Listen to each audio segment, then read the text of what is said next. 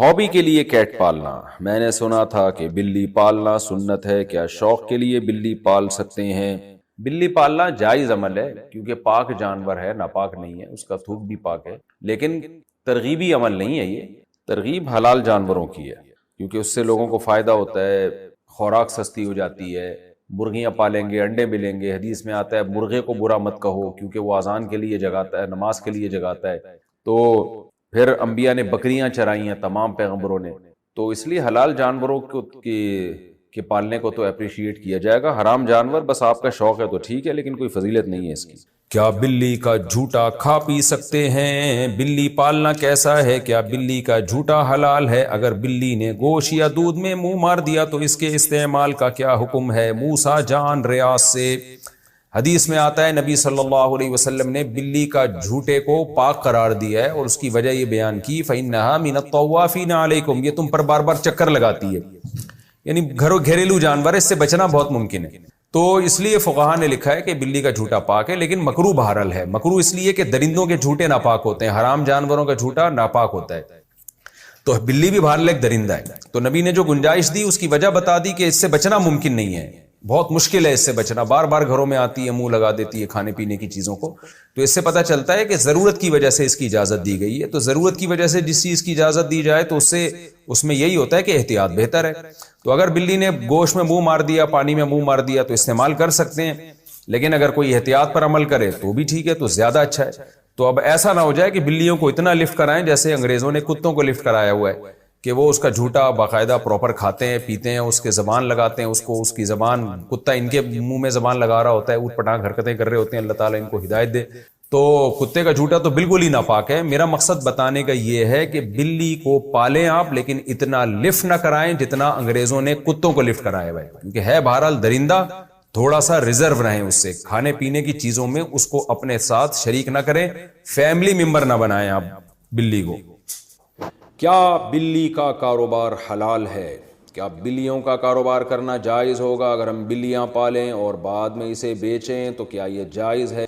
دیکھیے جائز تو ہے مگر مکروہ ناپسندیدہ ہے۔ نبی صلی اللہ علیہ وسلم نے بلی کے جو اجرت ہے، یعنی بلی کو آپ فروخت کر کے جو اس کا ثمن حاصل ہوتا ہے، اس کو آپ صلی اللہ علیہ وسلم نے اس کو ناجائز قرار دیا ہے، تو جمہور علماء وہاں جو کہتے ہیں کہ آپ صلی اللہ علیہ وسلم نے اس کو پسند نہیں کیا، اس سے مراد کراہت تنزیہی ہے، یعنی حرام، بعض علماء تو حرام ہونے کے قائل ہیں لیکن جمہور علماء کہتے ہیں کہ وہاں مراد جو نبی نے منع کیا ہے، یعنی بلی کے جو قیمت ہے اس کو کھانے سے، تو یہ ممانعت حرام کے درجے میں نہیں ہے بلکہ کراہت تنزیہہ کے درجے میں، دوسرے دلائل کی روشنی میں۔ اس کی وجہ ہے کہ بلی کا جھوٹا حلال ہے، جھوٹا پاک ہے بلی کا، تو وہ ناپاک جانور نہیں ہے، تو اس لیے اس کے ناجائز ہونے کی اور کوئی وجہ نہیں ہے۔ البتہ اس حدیث کی روشنی میں بعض علماء کہتے ہیں کہ حرام ہے، لیکن جمہور علماء کہتے ہیں کہ مکروہ تنزیہی ہے۔ مکروہ تنزیہی کا مطلب ہوتا ہے اوائڈ کرنا، بچنا بہتر ہے۔ تو مشورہ میرا یہ ہے کہ اگر آپ نے کوئی بلی بیچ دی ہے تو اس کی قیمت اگر آ گئی ہے تو ٹھیک ہے، لیکن آئندہ بہتر یہ کہ اس کو کاروبار آپ نہ بنائیں۔ حرام میں نہیں کہہ رہا، قول میں وہی کر رہا ہوں جو جمہور کا قول ہے کہ حرام نہیں ہے، مکروہ تنزیہی ہے، لیکن بہتر یہی ہے کہ آپ اس سے اجتناب کریں۔ حلال جانوروں کا کاروبار کیا کریں، اس میں برکت ہوتی ہے، اس میں لوگوں کو فائدہ ہوتا ہے۔ بلیاں اگر معاشرے میں پھیلیں گی تو اس سے پبلک کو کیا فائدہ ہے؟ اگر گائے، بھینس، بکریاں، مرغیاں ان کا کام کریں گے، مرغیوں سے انڈے ملیں گے، بکریوں سے دودھ ملے گا، گوشت ملے گا، بکروں کے ریٹ مارکیٹ میں کم ہو جائیں گے جب بکروں کی پیداوار بڑھے گی، تو اس سے انسانیت کو فائدہ ہے اور انٹرٹینمنٹ بھی ہے۔ بکری بھی پل جاتی ہے، دمبے بھی پل جاتے ہیں، میرے دمبے آپ آ کے دیکھیں، 2 دمبے ایسے ٹائٹ خاندانی طریقے سے پلے ہوئے، کھا کے ماشاءاللہ مستنڈے بھی ہو رہے ہیں اور پل بھی گئے ہیں، بچے کھیلتے ہیں ان سے، وہ جب عصر کے بعد لے کے نکلتے ہیں چھلانگیں مارتے ہیں وہ۔ تو اگر آپ کو تفریح کرنی ہے تو وہ دمبوں سے بھی ہو سکتی ہے، گائے سے بھی ہو سکتی ہے۔ گائے کا بچہ کتنا خوبصورت ہوتا ہے ایسا، اور بھینس کا بچہ ایک نمبر کا سست ہوتا ہے۔ میں اکثر لطیفہ سناتا ہوں نا، بھینس کا بچہ ایسے کھیلتا ہے، بس اس کا کھیل یہی ہے، کان بیٹھ کے ہلاتا رہے گا، تو اس میں بھی مزہ آتا ہے۔ اور گائے کا بچہ ذرا اچھل کودتا ہے، بکری کا بچہ اور اچھل کود مچاتا ہے، ایسا خوش ہوتا ہے جب آپ اس کو اس کے پنجرے سے باہر نکالیں نا، ایسی چھلانگیں مارتا ہے۔ تو حلال جانور پالیں، یہ کتے بلی جو ہے نا یہ مناسب نہیں ہے پالنا، یعنی کاروبار کرنا۔ پل جائے بلی تو ٹھیک ہے، کوئی ممانعت نہیں ہے، لیکن یہ کہ کاروبار ہی اگر کرنا ہے تو ان چیزوں کا کریں جن کے گوشت میں، جن کے انڈوں میں، جن کے دودھ میں اللہ نے برکت رکھی ہے۔ آپ صلی اللہ علیہ وسلم نے فرمایا مرغے کو برا مت کہو، لا تسبوا الدیک فإنہ یؤذن للصلاۃ، وہ اذان کے لیے جگاتا ہے، نماز کے لیے جگاتا ہے تمہیں۔ تو یہ برکت والے جانور ہیں، حلال جانور جو ہیں، ان کو رکھنا چاہیے. 3 فائدے ہیں جانور پالنے کے, کیونکہ میں بہت پالتا ہوں. کتنے فائدے ہیں؟ ایک تو حرام جانور نہ پالیں, کتے نہ پالیں. بلی بھی کوئی پسندیدہ, جائز ہے پالنا, پسندیدہ کام نہیں ہے, جائز ہے. کتے پالنے میں حدیث میں آتا ہے جس نے کتا پالا روزانہ اس کے اعمال سے 1 قرات نیکی کم ہوگی, پہاڑ کے برابر نیکیاں کم ہوتی, ضائع ہو رہی ہیں روزانہ ڈیلی بیسس پہ اس کی نیکیاں. ہماری شریعت نے حرام جانوروں کے پالنے کو پروموٹ نہیں کیا, نہ حرام جانوروں کا بزنس کو پسند کیا گیا ہے. حلال حرام کی بحث میں نہیں جا رہا, پسند نہیں کیا گیا ہے.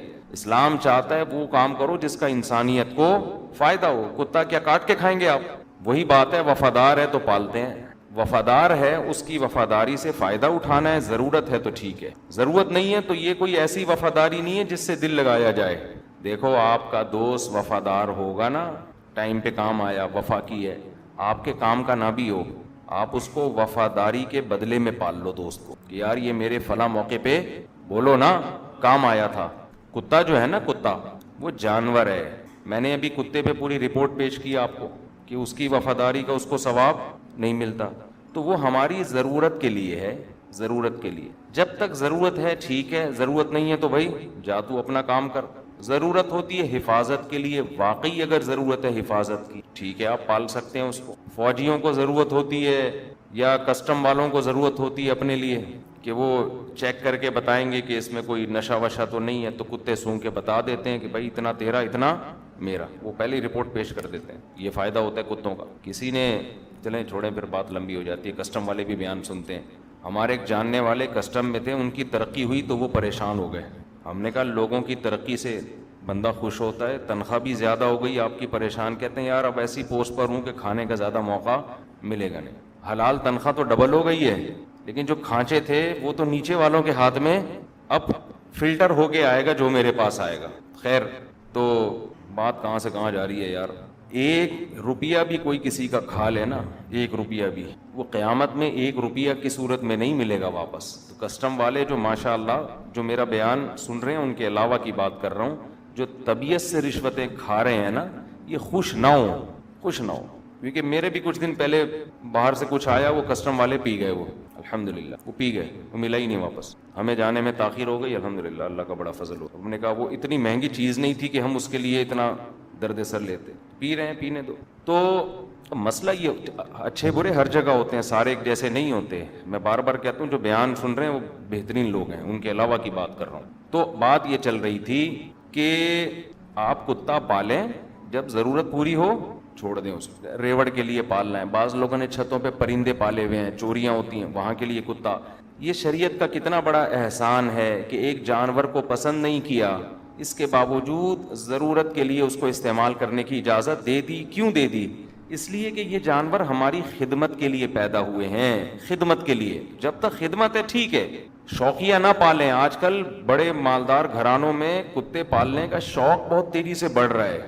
میں موضوع سے ہٹ جاتا ہوں, مجھے پتا ہے, لیکن یہ چیزیں الگ ٹاپک بنا کے نہیں ہوتی, موضوع کے درمیان میں ان پہ ڈسکشن ہو جاتی ہے تو بات آگے چلی جاتی ہے. تو یہ فیشن بن چکا ہے. دیکھو ایک بات خوب سمجھو, اسلام جب بھی کسی چیز سے منع کرتا ہے نا, سمجھ لو وہ نیچر کے خلاف ہے, نیچر کے خلاف. اگر اس کی طرف آپ کی طبیعت جا رہی ہے تو اس کا مطلب آپ میں کوئی فالٹ ہے, آپ نیچر سے ہٹ گئے. اس کی بہت ساری مثالیں ہیں, بہت ساری مثالیں ہیں. صفائی نیچر ہے یا گندگی نیچر ہے؟ صفائی نیچر ہے. اگر آپ کو صاف رہنا اچھا نہیں لگ رہا, اس کا مطلب کیا اسلام غلط ہے یا آپ غلط ہیں؟ کیا سب کو صاف رہنا اچھا لگتا ہے؟ بولو. نہیں, کچھ لوگ ایسے ہیں جو میلے کچھ ایلے نہیں. ہم نے اپنے بعض ہمارے جاننے والوں میں سے ہیں, ہمارے دوست تھے, ان کے بارے میں رپورٹ تھی کہ پورے سال صرف عید کے دن نہاتے ہیں. وہ ہیں ابھی بھی ایسے لوگ ہیں الحمدللہ. تو نہیں نہانے ہوتے ہیں. آپ جائیں ایسے علاقے نظر آئیں گے, ہر وقت گند, بہت ہی گندگی میں رہتے ہیں وہ. تو کیا ان کا دل نہیں کرتا نہانے کا, صاف ستھرا ہونے کا؟ نہیں کرتا. کرتا ہوتا تو بھائی ان کا دل کھانے کا کرتا ہے تو کھا لیتے ہیں, چلنے کا کرتا ہے تو چل لیتے ہیں, نہانے کا کیوں نہیں کر رہا؟ وجہ کیا ہے؟ میلا رہ رہ کے فطرت بولو چینج ہو گئی. توحید انسان کی فطرت ہے یا شرک؟ توحید فطرت ہے. آپ کے سامنے کوئی پتھر کا بنا ہوا بت لا کے رکھے, بولے اس کی عبادت کرو, آپ کہہ گے مسٹنڈا, کیا لگتا ہے میرا یہ, ہٹا یہاں سے. بلکہ انسان تو اپنے جیسے انسان کے سامنے جھکنا پسند نہیں کرتا. یہ جو باس کی چمچہ گیری ہوتی ہے یہ تو مجبوری میں ہوتی ہے. خوشی سے کوئی چمچہ بنے گا باس کا؟ کون بنتا ہے یار, یہ میرا کیا لگتا ہے, تنخواہ منخواہ چاہیے تو یس سر جی سر تھوڑا بہت. تو انسان کی نیچر نہیں ہے, یہ خودداری ہے انسان کے نیچر میں, خودداری.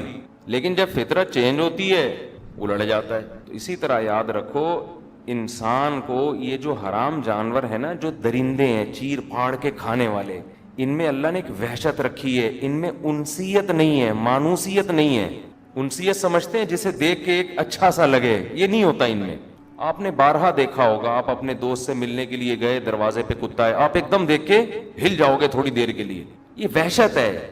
خود مالک جو ہے نا, مالک, وہ بھی کتے سے تھوڑا سا ریزرو رہتا ہے کہ یار ہے بہرحال یہ کتا, کسی مرتبہ بھی یہ کتے پن پہ آ سکتا ہے, اس کا دماغ الٹا تو یہ آپ ہی کو کھا جائے گا. اور آپ یوٹیوب پہ ویڈیوز دیکھ سکتے ہیں, جو 10-10 سال سے وفادار کتے تھے, انہی کا میٹر گھوما, انہوں نے مالک کو مار کے کھا گئے. وہ تو وحشت ہے اس میں ایک عجیب سی.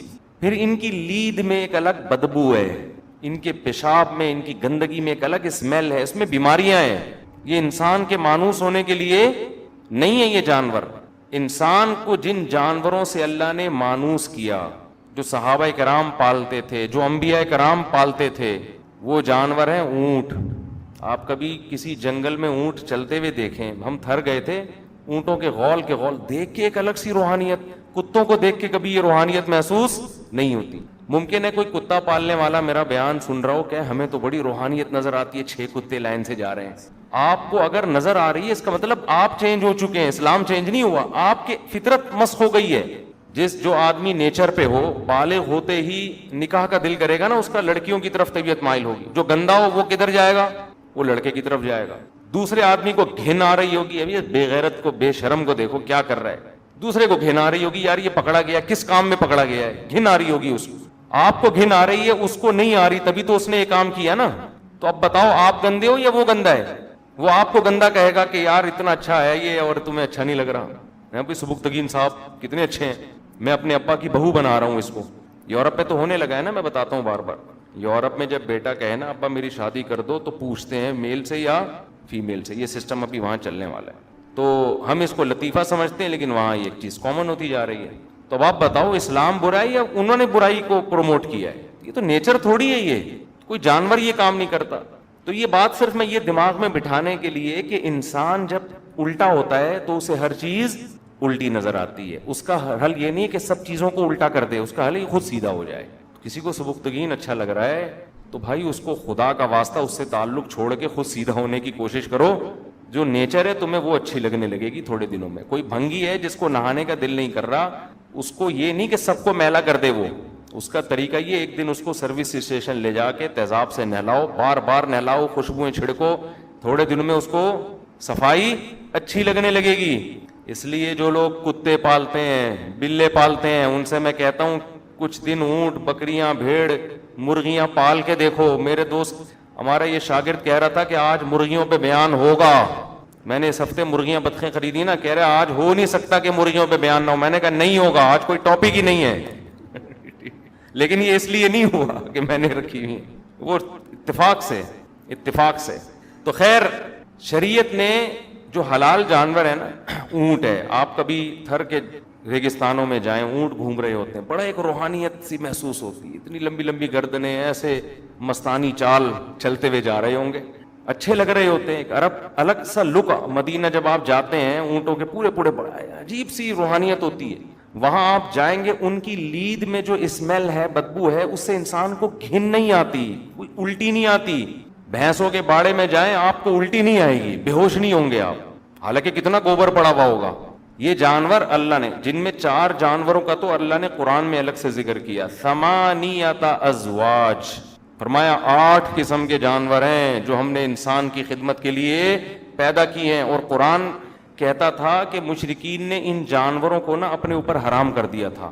اونٹ چھوڑ دیتے تھے بتوں کے نام پہ, یہ اونٹ فلاں بت کے نام پہ, اس کو کوئی نہیں چھیڑ سکتا. قرآن کو غصہ ہے کہ یہ تو تمہاری خدمت کے لیے, اسے تم اپنے اوپر حرام کیوں کر رہے ہو. من الابل 2, فرمایا 2 اونٹوں میں, نر اور مادہ. یہ کتنے ہو گئے؟ 2. ومن البقر 2, فرمایا 2 گایوں میں, نر اور مادہ. بیل کا الگ تذکرہ کیا, گائے کا الگ. کیونکہ ہندوؤں نے بیل کو پروٹوکول بالکل بھی نہیں دے رہے ہیں، گائے کو ماں بنایا ہوا انہوں نے.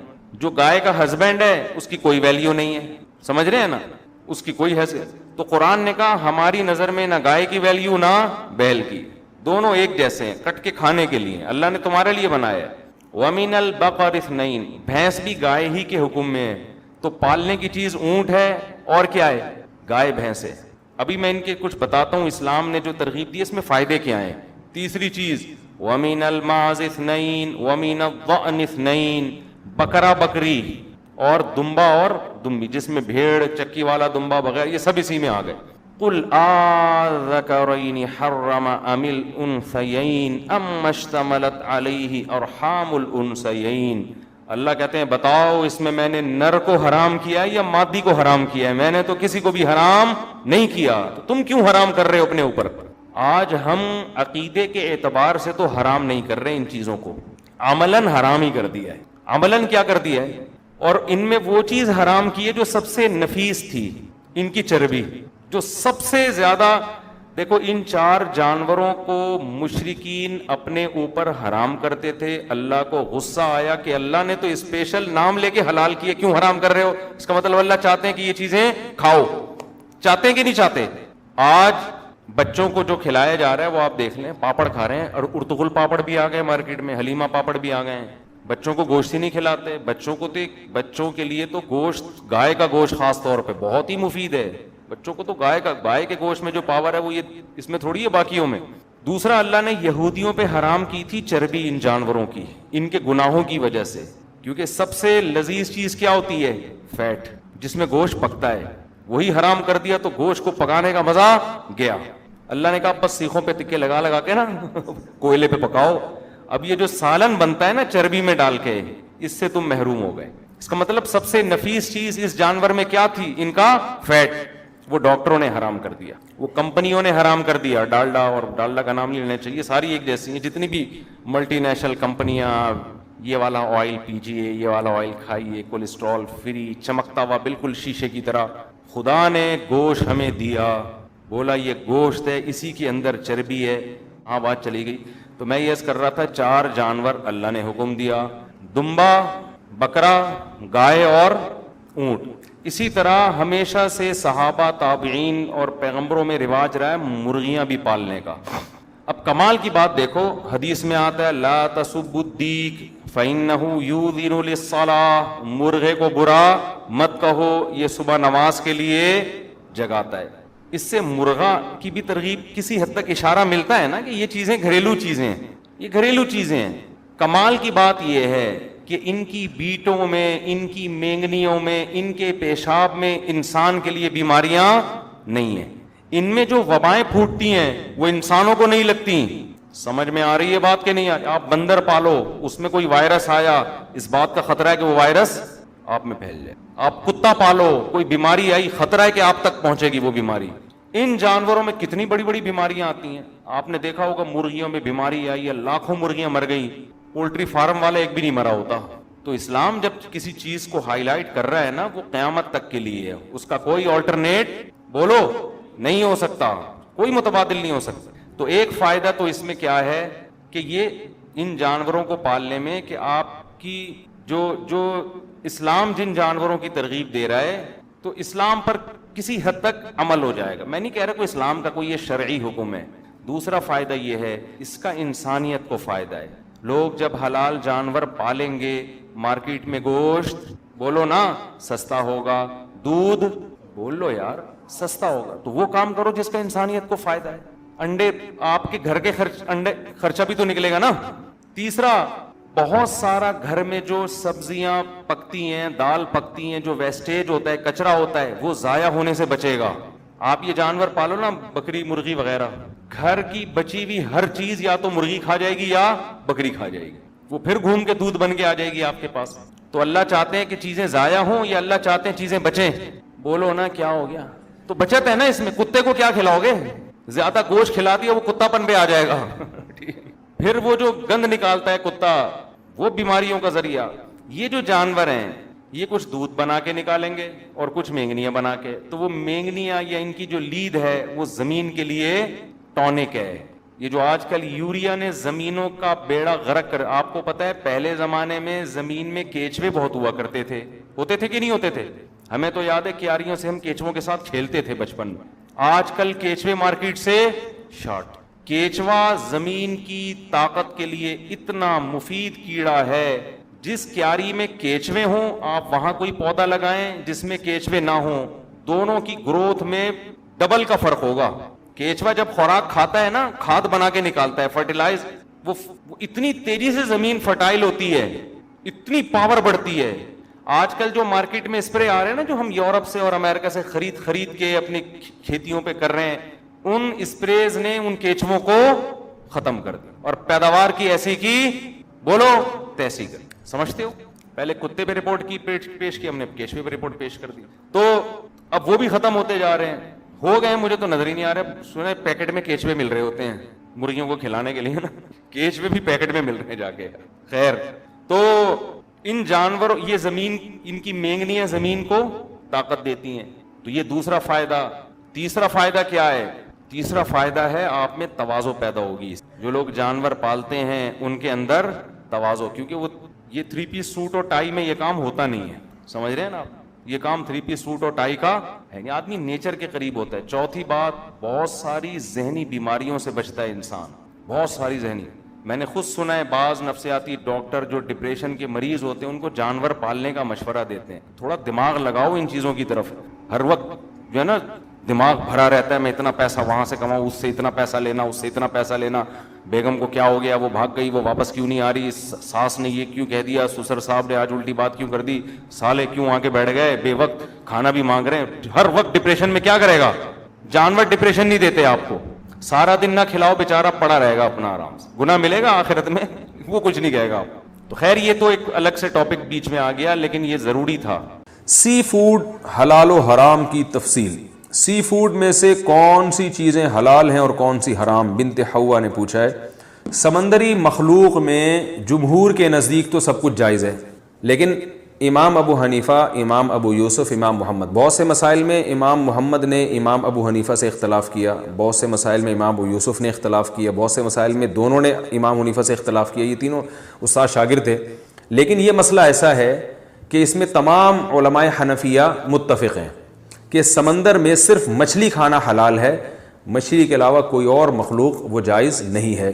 جو دیگر حضرات ہیں ان کی دلیل قرآن مجید کی آیت ہے احل لکم صید البحری وطعامہ متاعا لکم وللسیارہ, کہ تمہارے لیے سمندر کا شکار اور اس کا کھانا حلال ہے, یہ تمہارے کھانے کے طور پر اور مسافروں کے لیے. اس آیت سے استدلال کیا ہے بہت سے حضرات نے. ہمارے ہاں جو اہل حدیث حضرات ہیں وہ بھی چونکہ شافعی مسلک کے ہی زیادہ قریب ہیں اور ان کے اصول وہی ہیں جو یعنی ظاہر حدیث کو لینا یا ظاہر آیت کو لینا, تو ان حضرات نے جو ہمارے جو اہل حدیث حضرات ہیں یا عرب ملکوں میں جو فقہ حنبلی کو فالو کرتے ہیں, تو ان حضرات کی جو دلیل ہے وہ قرآن مجید کی آیت ہے کہ احل لکم صید البحری, کہ سمندر کا شکار ہم نے تمہارے لیے حلال کر دیا ہے. تو سمندر کے شکار میں تو ظاہر ہے سب کچھ آ جاتا ہے. جو حنفیہ کی دلیل ہے وہ پہلی بات تو یہ جو قرآن مجید کی آیت ہے یہ ایک خاص سیاق و سباق ہے اس کا. وہ سیاق و سباق یہ ہے کہ قرآن مجید اس سے پہلے والی آیت میں یہ کہتا ہے کہ حالت حرم میں خشکی کا حالت احرام میں خشکی کا شکار تم پر حرام ہے, اور آگے اللہ فرماتے ہیں کہ سمندر کا شکار حلال ہے. تو اس سے پتہ چلتا ہے کہ سمندر کی ہر چیز کو حلال و حرام نہیں قرار دیا جا رہا, بلکہ یہ بتایا جا رہا ہے کہ حالت احرام کی پابندیاں وہ سمندر پہ لاگو نہیں ہوتی. جیسے آپ خشکی میں جب شکار کرتے ہیں احرام کی حالت میں تو آپ پر اس کا کفارہ لازم آتا ہے, تو سمندر کا شکار پہ کفارہ لازم نہیں آتا. تو یہ خوب اچھی طرح سمجھیں, یہ احرام کی متعلق یہ آیت نازل ہوئی ہے. رہا مسئلہ کہ مچھلی کے علاوہ باقی چیزیں پھر کس دلیل سے امام ابو حنیفہ نے ان کو ناجائز کہا ہے, اس کی دلیل قرآن مجید کی آیت ہے کہ یحل لہم الطیبات ویحرم علیہم الخبائث. سب سے پہلی آیت یہ ہے کہ اللہ نے فرمایا کہ رسول صلی اللہ علیہ وسلم کا ایک وظیفہ یہ ہے کہ یہ پاکیزہ چیزوں کو تم پر حلال کر دیں گے اور خبیث اور گندی چیزوں کو حرام کر دیں گے. اب جو خبائث ہے, اگر ہم سمندر کی ہر چیز کو حلال قرار دے دیں تو سمندر میں تو ایسا ایسا گند نکلتا ہے جس کو کوئی بھی دنیا میں یعنی اگر حلال ہونے کا فتویٰ بھی دے گا تو کھائے گا نہیں وہ اس کو. سمندر میں تو سمندری مینڈک بھی ہوتے ہیں, تو پتہ نہیں کیا کیا گند نکل رہا ہے سمندر سے, تو بدبودار چیزیں بھی نکلتی ہیں جن کی گھن آ رہی ہوتی ہے. تو خبائث جو ہے نا, خبائث, وہ تو اسلام نے اس کو ناجائز قرار دیا ہے. تو اگر ہم سمندر کی ہر مخلوق کو حلال قرار دیتے ہیں تو بھائی اس میں تو پھر سمندری مینڈک بھی آئیں گے اور اس میں تو بہت ساری گند بلا اس میں چیزیں بھی آئیں گی. تو اس سے پتہ چلتا ہے کہ سمندر کی ہر چیز خبائث سے خارج نہیں ہے. لوگ کہتے ہیں کہ خبیث اس چیز کو کہا جائے گا جس کو حدیث میں خبیث کہا گیا ہو, یہ بات بھی غلط ہے. بہت ساری چیزیں ہیں جس کو آپ بھی خبیث سمجھتے ہیں, ہم بھی خبیث سمجھتے ہیں, لیکن حدیث میں اس کو خبیث نہیں کہا گیا بلکہ حدیث اس سے خاموش ہے. مثال کے طور پر عرب علماء یہ جو منی ہے اس کو پاک کہتے ہیں, حرام یعنی ناپاک نہیں کہتے, مگر اس کے کھانے کو حرام کہتے ہیں, اور دلیل یہ دیتے ہیں کہ یہ خبائث میں ہے, یعنی سلیم الطبع انسان اس کو کبھی بھی گوارا نہیں کرتا. تو پتہ یہ چلا ہے کہ عرف سے بھی بہت سی چیزوں کا خبیث ہونا پتہ چلتا ہے. اب مچھلی کو کیوں مستثنیٰ کیا گیا, اس کی دلیل رسول اللہ صلی اللہ علیہ وسلم کی حدیث ہے, احلت لنا میتتان السمک والجراد. آپ صلی اللہ علیہ وسلم نے فرمایا اللہ نے دو مردار ہمارے لیے حلال کیے ہیں, ایک مچھلی اور ایک ٹڈی. اچھا, مردار بھی قرآن کے مطابق حرام ہیں, جتنے بھی مردار ہیں اللہ تعالیٰ نے قرآن میں فرمایا کہ جگہ جگہ قرآن میں یہ آیت ہے کہ اللہ تعالیٰ نے تم پر مردار کو حرام کر دیا ہے, یعنی جو مردار ہے وہ آپ نہیں کھا سکتے, جانور ذبح کر کے کھانا پڑے گا. تو سمندر کی جتنی مخلوق ہے وہ تو سب مردار ہے, وہ ذبح تو نہیں کی جاتی. تو اس لیے نبی صلی اللہ علیہ وسلم نے دو چیزوں کو مستثنیٰ کیا, اس سے فرمایا احلت لنا میتتان, دو مردار ایسے ہیں جو ہمارے لیے حلال کیے گئے ہیں. السمک, ایک مچھلی ہے جو مردہ ہونے کے باوجود حلال ہے, وہ ذبح نہیں کی جاتی, اور ایک ٹڈی ہے, ٹڈی ایک مخصوص چھوٹا سا پرندہ ہوتا ہے, تو وہ بھی ہمارے لیے حلال ہے. تو پتہ یہ چلا کہ تمام مردار وہ اسی طرح حرام ہے جس طرح قرآن نے حرام قرار دیا, اس میں سمندر کا اور خشکی کا فرق نہیں ہے. تو ان مردار میں دو چیزوں کو حدیث میں مستثنیٰ کیا گیا ہے, صرف مچھلی اور اس کو ٹڈی کو. تو اس سے پتہ چلتا ہے کہ مچھلی اور ٹڈی کے علاوہ باقی تمام مردار اپنی اصل پہ ہیں, وہ جائز نہیں ہے. تو اس لیے امام حنیفہ کا مسلک اس بارے میں بہت مضبوط ہے. اور یہی بات پھر آ جاتی ہے جھینگے کی بھی, کہ جھینگا کھانا جائز ہے یا نہیں. تو فقہ حنفی میں جھینگا بھی ہماری رائے کے مطابق جائز نہیں ہے. اس کی وجہ یہ ہے کہ مچھلی جب حلال ہے تو مچھلی یا تو ہم میڈیکل سائنس سے پوچھیں گے کہ یہ جھینگا مچھلی کی قسم میں ہے یا نہیں ہے, یا ہم عرف سے پوچھیں گے. تو میڈیکل سائنس بھی یہ کہتی ہے کہ جھینگا کا مچھلی سے دور دور تک مچھلی کی فیملی سے کوئی تعلق نہیں ہے, اور عرف میں بھی جھینگے کو مچھلی نہیں سمجھا جاتا. آپ اگر کسی سے کہیں کہ مچھلی لے کر آؤ اور وہ جھینگا اٹھا کے لے آئے, آپ کسی قیمت پہ قبول نہیں کریں گے اس کو. ایک آدمی قسم اٹھاتا ہے کہ میں مچھلی نہیں کھاؤں گا, تو وہ جھینگا کھانے سے اس کی قسم نہیں ٹوٹتی. ہمارے بعض اکابر اس طرف گئے ہیں کہ جھینگا مچھلی کی قسم میں داخل ہے, اور انہوں نے لغت سے استدلال کیا ہے کہ لغت کی کتابوں میں جھینگا کو جھینگا مچھلی لکھا ہوا ہے. تو وہ بھی ہمارے بزرگ ہیں, اکابر ہیں. لیکن حضرت مفتی رشید احمد صاحب رحمہ اللہ تعالیٰ اور حضرت مولانا یوسف جھانوی صاحب رحمہ اللہ تعالیٰ کی رائے یہ تھی کہ ان حضرات نے جو استدلال کیا ہے نا ڈکشنری سے کہ لغت میں جھینگے کو مچھلی لکھا ہوا ہے, تو فرمائے ڈکشنری سے استدلال درست نہیں ہے. اس لیے کہ لغت میں اگر کسی چیز کو کوئی نام دے دیا جائے لیکن لوگ اس کو وہ سمجھتے نہ ہوں تو وہ پھر اس چیز میں داخل نہیں ہوگی. جیسے انہوں نے لکھا ہے کہ جیسے سمندری گھوڑا, اب ایک خاص قسم کا سمندر میں ایک جانور ہے جس کو سمندری گھوڑا کہا جاتا ہے, تو نام تو اس کو گھوڑے کا دیا مگر اس پہ گھوڑے کے حکام جاری نہیں ہوں گے, اس لیے کہ لوگ اس کو گھوڑا سمجھتے نہیں ہیں. تو جھینگا نہ میڈیکلی مچھلی سے کچھ میچ کرتا ہے. ڈاکٹر تو یہاں تک کہتے ہیں کہ کسی گدھے کو اگر انسان کہہ دیا جائے نا تو یہ میڈیکلی اتنا عجیب نہیں ہے, کیونکہ گدھے کے بہت سارے پارٹس انسان سے ملتے ہیں, اس میں ریڑھ کی ہڈی ہے, اس میں پورا وہی تقریباً وہی سسٹم ہے جو انسان کا ہوتا ہے. لیکن جھینگے کو مچھلی کہہ دینا میڈیکل سائنس بالکل اس کی نفی کرتی ہے کہ جھینگا مچھلی کی دور دور تک بھی کسی قسم میں داخل نہیں ہے. تو اس لیے ہماری رائے کے مطابق جو حضرت اقدس مولانا یوسف جھانوی شہید رحمۃ اللہ علیہ کی رائے تھی اور حضرت مفتی رشید احمد صاحب رحمہ اللہ کی رائے تھی وہ زیادہ مضبوط ہے. اس بیس پر جھینگے سے بھی اوائڈ کرنا چاہیے. لیکن اگر کوئی جھینگے کے جواز کا کوئی معتدل عالم, کوئی بڑے عالم فتویٰ دیتے ہیں تو ان پہ بہرحال وہ بڑے بزرگ ہیں, رائے کا اختلاف علماء میں ہمیشہ سے رہا ہے. تو لیکن میں ایک بات یہ کہتا ہوں کہ اتنی ساری اللہ نے چیزیں کھانے کے لیے پیدا کی ہیں, مچھلیوں کی اتنی ساری قسم ہے, تو آپ ان چیزوں کو کھاؤ نا جو مچھلیاں ہی سینکڑوں اقسام کی اللہ نے پیدا کی ہیں, تو آپ کیوں جھینگے کی طرف جا رہے ہو جو اختلافی چیز ہے. تو اس لیے اس میں جو ہے وہ اگر مچھلی نہیں مل رہی آپ کو یا سمندر میں آپ سفر کر رہے ہو اور کھانے کو ترس رہے ہو تو ٹھیک ہے پھر چلیں جھینگا کھا لیں آپ. لیکن اس میں ایک بات یہ ضرور ہے کہ اس میں میری ایک ذاتی رائے یہ ہے کہ جن قوموں کو جھینگا کھانے کی عادت پڑ چکی ہے, جو باپ دادا سے کھاتے چلے آ رہے ہیں, جیسے بنگلہ دیش میں بہت زیادہ جھینگا آج سے نہیں صدیوں سے کھایا جا رہا ہے, تو علماء خود ایک اصول بیان کرتے ہیں کہ کسی قوم سے عادت چھڑوانا یہ بہت مشکل کام ہے, تو پھر اس میں یعنی لچک پیدا ہو جاتی ہے مسئلے میں. تو چونکہ باقی ائمہ کرام امام شافعی, امام مالک, امام احمد بن حنبل جھینگے کے جواز کے قائل ہیں, تو پھر ایسی قوم جن کی گھٹی میں ایک چیز شامل ہو گئی ہے تو پھر ان کے لیے گنجائش کا فتویٰ دینے میں کوئی حرج نہیں ہے, کیونکہ ان سے عادت چھڑوانا بہرحال بہت مشکل کام ہے, اور جھینگے کا جو جائز یا ناجائز ہونا وہ اختلافی ہے. تو اختلاف جب کسی چیز میں پیدا ہو جائے تو یعنی حرج سے بچانے کے لیے پھر اس میں گنجائش کا فتویٰ دیا جا سکتا ہے. تو اس لیے میں یہ کہتا ہوں کہ جن کے پورے خاندانوں میں ہمیشہ سے یہ رواج رہا ہے, احتیاط تو یہ ہے کہ وہ چھوڑ دیں, لیکن اگر وہ نہیں بھی چھوڑتے تو وہ اس معاملے میں امام شافعی رحمہ اللہ تعالیٰ کے فقہ کو فالو کر لیتے ہیں, تو انشاءاللہ اس میں کوئی حرج نہیں ہوگا اور امید ہے کہ گناہ نہیں ہوگا, لیکن بہرحال اوائڈ کریں تو زیادہ بہتر ہے. یہ تو تھا جھینگے کا مسئلہ. لیکن جھینگے کا بزنس اور کاروبار بہرحال جائز ہے. اس کی جواز کی وجہ یہ ہے کہ میں نے بتایا کہ ناجائز کاروبار وہی ہوتا ہے کسی یعنی چیز کو بیچنا جب اس کے ناجائز ہونے پر ائمہ کرام کا اتفاق ہو جائے, پھر اس کا بزنس ناجائز ہوتا ہے. تو کھانے میں تو احتیاط کے پہلو کو ترجیح دی جائے گی, لیکن بزنس جھینگے کا بہرحال اس کو علماء جائز قرار دیتے ہیں, کیونکہ باقی تین ائمہ جو اہل سنت والجماعت ہی کے ائمہ کرام ہیں, امام احمد, امام مالک اور امام شافعی, وہ چونکہ اس کو جائز سمجھتے ہیں. تو کیونکہ عالم اسلام میں یہ مسئلہ اتفاقی نہیں ہے, تو اس لیے بزنس کی اس میں گنجائش ہے اور بزنس کرنے میں کوئی حرج نہیں ہے.